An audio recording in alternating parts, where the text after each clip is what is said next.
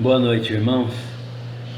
Nós estamos reiniciando as mensagens da quarta-feira à noite. Estamos iniciando o estudo do livro de Mateus, do Evangelho de Mateus.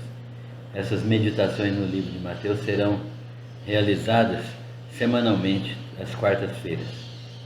São mensagens para os cultos que nós temos às quartas-feiras. E nós vamos começar a estudar o Evangelho de Mateus. E nós vamos dar início lendo o primeiro capítulo, nos versículos 1 a 17. Livro da genealogia de Jesus Cristo, filho de Davi, filho de Abraão. Abraão gerou a Isaque, Isaque a Jacó, Jacó a Judá e a seus irmãos. Judá gerou de Tamar a Pérez e a Zerá. Pérez gerou a Esrom, Esrom a Arão. Arão gerou a Aminadab. Aminadab gerou a Naasson e Naasson a Salmão. Salmão gerou de Raabe a Boaz. Este, de Rute, gerou a Obed, e Obed a Jessé. Jessé gerou o rei Davi, e o rei Davi a Salomão, da que fora mulher de Urias. Salomão gerou a Roboão, Roboão a Abias, Abias a Asa. Asa gerou a Josafá, Josafá a Jorão, Jorão a Uzias. Uzias gerou a Jotão, Jotão a Acás, Acás a Ezequias. Ezequias gerou a Manassés, Manassés a Amon, Amon a Josias. Josias gerou a Jeconias e a seus irmãos, no tempo do exílio na Babilônia. Depois do exílio na Babilônia, Jeconias gerou a Salatiel, e Salatiel a Zorobabel. Zorobabel gerou a Abiúde, Abiúde a Eliaquim, Eliaquim a Azor. Azor gerou a Sadoc, Sadoc a Aquim, Aquim a Eliúde. Eliúde gerou a Eleazar, Eleazar a Matã, Matã a Jacó. E Jacó gerou a José, marido de Maria, da qual nasceu Jesus, que se chama o Cristo. De sorte que todas as gerações, desde Abraão até Davi, são 14. Desde Davi até o exílio na Babilônia, 14. E desde o exílio na Babilônia até Cristo, 14. Deus abençoe a sua palavra para a nossa meditação. Senhor, nós te agradecemos pela tua palavra, pedimos que o Senhor nos abençoe na compreensão dela e que o Senhor revele ao nosso coração tudo aquilo que é a vontade perfeita do Senhor, para que nós cumpramos aquilo que o Senhor deseja. Obrigado pela certeza que o Senhor está conosco e nos abençoa. Nós oramos em nome de Jesus. Amém. Irmãos, esta carta, este evangelho é o Evangelho de Mateus, cujo autor é, claro, sem sombra de dúvida, segundo a tradição da igreja primitiva, Mateus, discípulo de Jesus Cristo, chamado para ser apóstolo, ou Levi. O mesmo Mateus é também chamado de Levi. Nós encontramos isso em Marcos 2,14. E ele é um dos 12 convocados por Jesus. Um dos pais da igreja, chamado Papias, que viveu do ano 60 até 130 depois de Cristo, ou seja, viveu 30 anos após a morte do último apóstolo, ele escreveu que Mateus havia organizado os oráculos sobre Jesus Cristo, ou as palavras sagradas sobre Jesus Cristo. Isso foi citado pelo historiador da igreja chamado Eusébio, no ano que viveu do ano 260 até 340 depois de Cristo. Ele afirmava que Mateus era organizador dos oráculos sobre Jesus Cristo. Ele tinha escrito uma história sobre Jesus Cristo. Parece que este evangelho foi escrito em hebraico ou aramaico e depois em grego. Irineu é um outro pai da igreja e viveu mais ou menos em 180 depois de Cristo.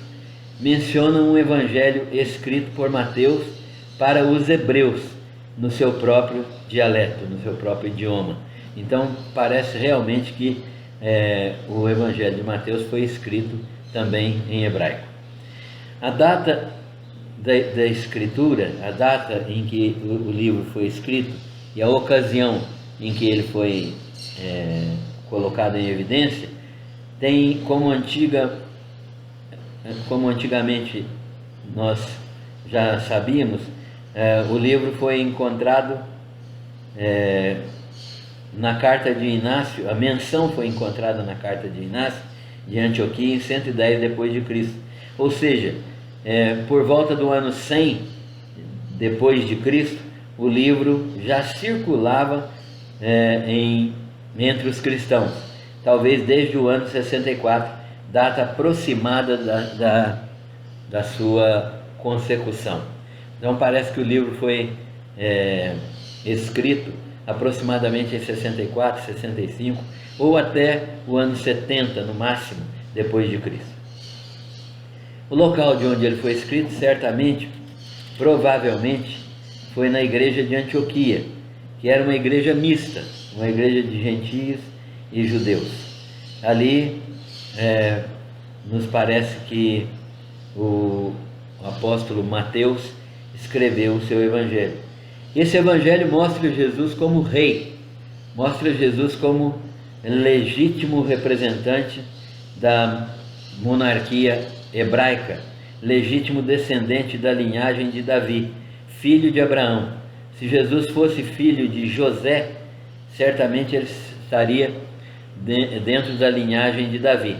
Mas Maria também estava por um outro caminho na linhagem de Davi. Portanto, quer Jesus tivesse sido considerado filho de José ou sendo filho de Maria, de qualquer modo ele seria da linhagem de Davi e portanto ele tinha direito ao reino, direito de ser rei de Israel.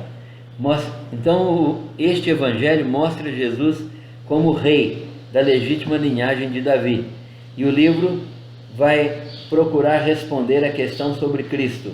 Por que Cristo não restabeleceu o reino? Se ele era o rei, se ele tinha direito ao trono, por que ele não estabeleceu o reino de Israel? E nós vamos encontrar durante o estudo do livro a resposta a esta pergunta. O livro inicia com o registro da genealogia de Jesus Cristo, demonstrando aos leitores judeus a veracidade da proposição de Mateus. Ou seja, Mateus está propondo que Jesus é o filho de Davi, ele é o legítimo rei dos judeus, e para isso ele se utiliza da genealogia. Por isso nós temos tantos nomes aqui desde o início do capítulo, né? Abraão gerou Isaac, Isaac a Jacó, Jacó a Judá, e chega até o final quando Jesus nasce de Maria. E observem bem que Jesus não nasce de José, porque não houve participação humana no seu nascimento. Ele é filho adotivo de José, mas é gerado pelo Espírito Santo em Maria. Jesus se chamava, portanto, o Cristo, e Mateus faz da sua proposição uma tese que ele defende e usa a genealogia desde Abraão para demonstrar o direito de Jesus ao trono e a realidade do nascimento de Jesus em Israel. Jesus, que se chamava o Cristo, o Messias, né, o esperado por todos os judeus, é filho de Abraão, filho de Davi, e tem direito ao trono. Isso está muito claro na genealogia de Mateus. Este fato cumpre todas as profecias sobre a origem do Messias. Ou seja, quando Mateus escreve demonstrando que a genealogia de Jesus, a genealogia que Mateus escreve, é uma genealogia que identifica Jesus com Abraão, ele está dizendo também que este fato cumpre todas as profecias sobre a origem do Messias. E a primeira profecia foi feita ao próprio Abraão, quando Abraão recebeu de Deus a ordem de que ele seria uma bênção a todas as famílias da terra, e todas as famílias seriam abençoadas na sua descendência. Ora, Jesus é da descendência de Abraão, e ele será aquele que abençoa todas as famílias da terra. O registro, portanto, é um registro familiar aos judeus, que os judeus eram conhecedores da história, conhecedores da lei conhecedores dos salmos, conhecedores dos profetas, e tudo sobre Jesus está revelado na lei, na história, nos salmos e nos profetas. Então todo judeu era conhecedor da genealogia de Cristo e sabia claramente que Jesus era da família de Davi e da descendência de Abraão. Nós notamos que há 5 mulheres na genealogia de Cristo, constantes na genealogia escrita por Mateus. Não se diz que nenhuma delas gerou filho, mas sempre é dito que o homem que as desposou gerou um filho, exceto Maria, que não se diz que José tenha gerado seu filho, mas que foi o Espírito Santo que gerou. Então nós temos Tamar, uma cananita, que foi mulher de Judá. Nós temos Raabe, que foi uma prostituta que foi depois esposa de Boaz, de Salmão. Depois nós temos Ruth, que foi esposa de Raabe e que era uma moabita. E nós temos depois a mulher de Urias, Batseba, que foi mulher de Davi e da qual nasceu Salomão. Também não se diz que dessas mulheres houve geração, mas dos homens que as desposaram é que houve geração. Então nós vemos o cuidado de Mateus, o cuidado do Espírito Santo ao inspirar Mateus a escrever esse texto. Vemos o cuidado em que a mensagem escrita não dê margem a dúvidas, né? A mensagem escrita não dá margem a dúvidas. Maria é geradora de Jesus Cristo, e isso aconteceu, nós vamos ver depois na sequência do estudo, por obra do Espírito Santo. As outras mulheres geraram a partir dos seus maridos, né? Então não houve participação humana de marido na geração de Jesus. Vemos o cuidado de Mateus então com este pormenor, né? E essa característica de Mateus é sem dúvida orientada pelo Espírito Santo. A linhagem de Jesus Cristo, por meio de José, seu pai adotivo, autentica sua reivindicação de ser alguém com direito ao trono de Davi.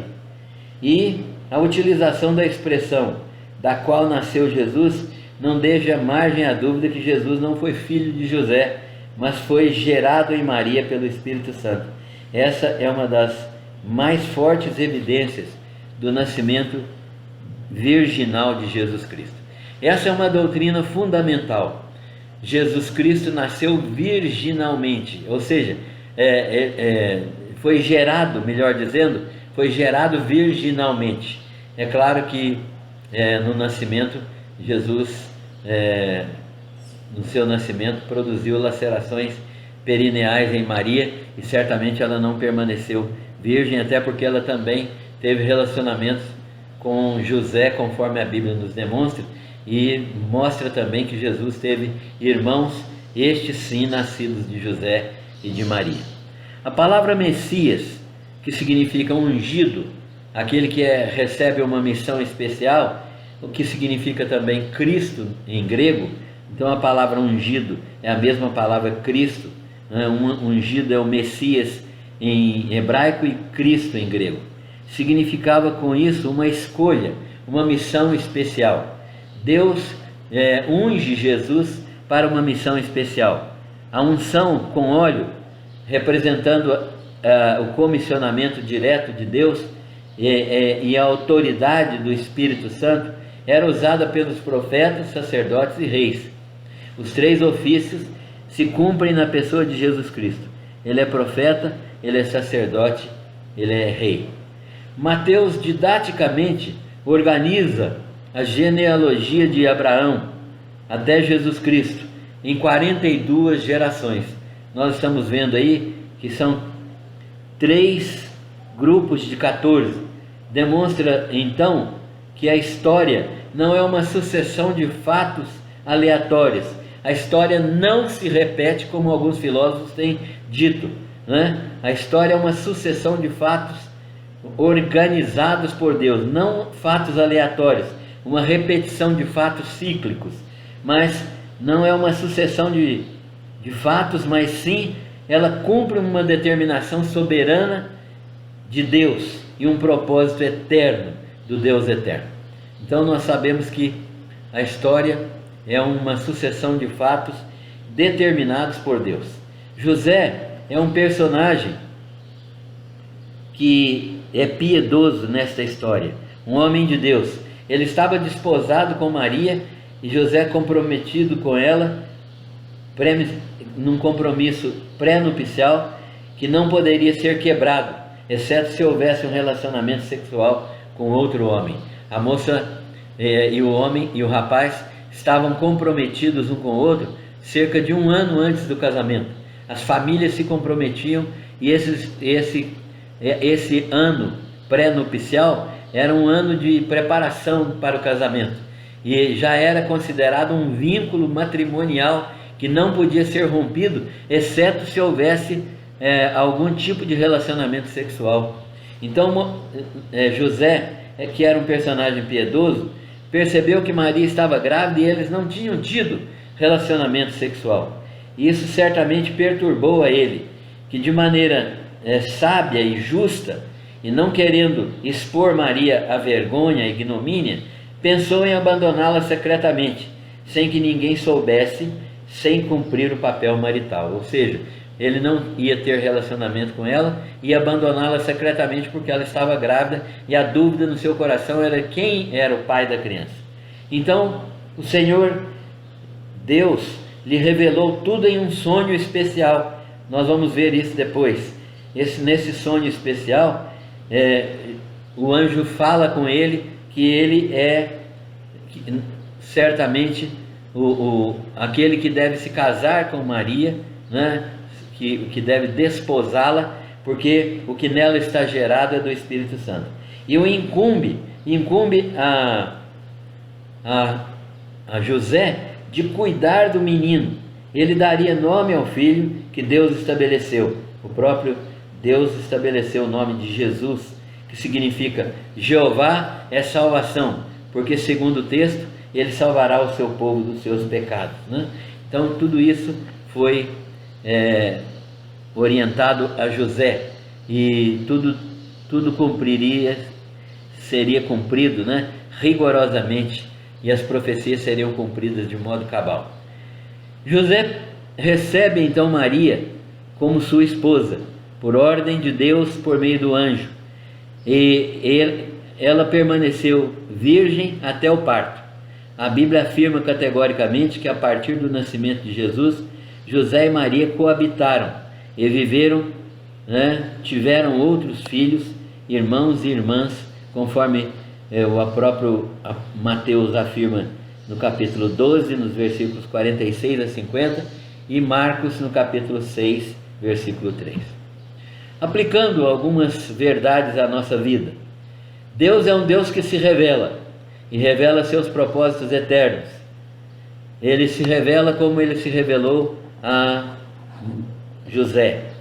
O que é que você faz diante da revelação divina? Nós temos hoje uma revelação divina, que é a própria Bíblia. Quando você lê a Bíblia, o que é que você faz diante das revelações de Deus que a Bíblia contém?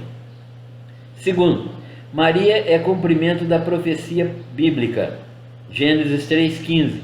Quando em Gênesis 3,15, nós encontramos Deus falando à serpente sobre a descendência da mulher. Podemos confiar nas profecias?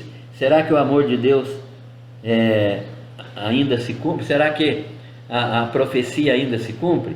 Ela se cumpriu, porque Maria teve um filho que é descendência exclusivamente da mulher, que não houve participação humana, né? E o texto lá em Gênesis dizia que a semente da mulher esmagaria a cabeça da serpente. Então Maria é o cumprimento da primeira profecia bíblica, em Gênesis 3,15, quando tem o nascimento de seu filho que não teve participação humana e que vai esmagar a cabeça da serpente. A descendência da mulher é o verbo que se fez carne. Então Jesus de Nazaré é o Cristo, e ele descendeu da mulher.